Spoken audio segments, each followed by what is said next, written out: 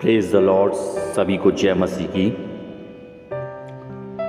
कि आपने कभी ये सोचा है कि आप परमेश्वर को समय दे रहे हैं, बाइबल पढ़ रहे हैं, बराबर चर्च जा रहे हैं, उपवास भी रख रहे हैं और फिर भी परमेश्वर हमारी प्रार्थना का उत्तर नहीं देता है।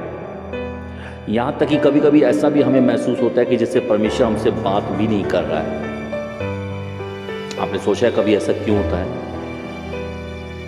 ऐसा इसलिए होता है आपके साथ कि शायद आपने कहीं ना कहीं किसी न किसी का दिल दुखाया है। हो सकता है अपने भाई का, हो सकता है अपनी बहन का, हो सकता है अपने माता पिता का, अपनी वाइफ का, या ये भी हो सकता है कि आपके कार्यस्थल यानी कि ऑफिस में किसी एम्प्लॉयज़ का दिल दुखाया हो। और उसके बाद आपको इस बात का ध्यान तो आया होगा, क्योंकि पवित्र आत्मा, हम जब कुछ गलत करते हैं तो हमें पवित्र आत्मा बताता भी है, पर हम उस बात को इग्नोर कर जाते हैं क्योंकि शैतान की आवाज़ हमें 100 बार सुनाई देती है कि नहीं तूने कुछ गलत नहीं किया है। पर पवित्र आत्मा की आवाज़ हमें धीमी धीमी सुनाई देती है कि हाँ तूने कुछ गलत किया है, पर हम उसको इग्नोर करते जाते हैं। और यही वजह है कि हम परमेश्वर से दूर हो जाते हैं।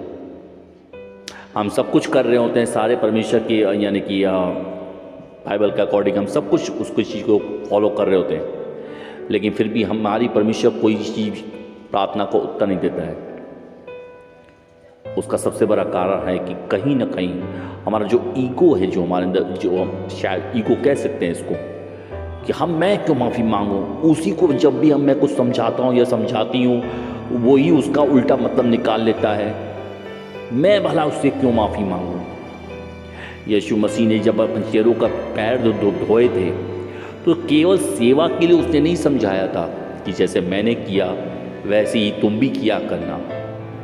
उस एक मैसेज में उसने उन्होंने जो करके दिखाया, उसने सारी बातों को उसमें इंक्लूड कर दिया। तभी जब उसको सूली पे भी जब लटकाया गया, तब भी उसने परमेश्वर से, यहोवा परमेश्वर से हमारे पापों के लिए और जो हम उसके साथ, जो इंसान उसके साथ किए थे, क्षमा मांगी कि परमेश्वर ने क्षमा करके ये नहीं जानता कि क्या कर रहे हैं। इसीलिए यदि आपने किसी का दिल दुखाया है तो तुरंत उससे माफ़ी मांगें, तभी आपकी परमेश्वर प्रार्थनाओं का उत्तर देगा।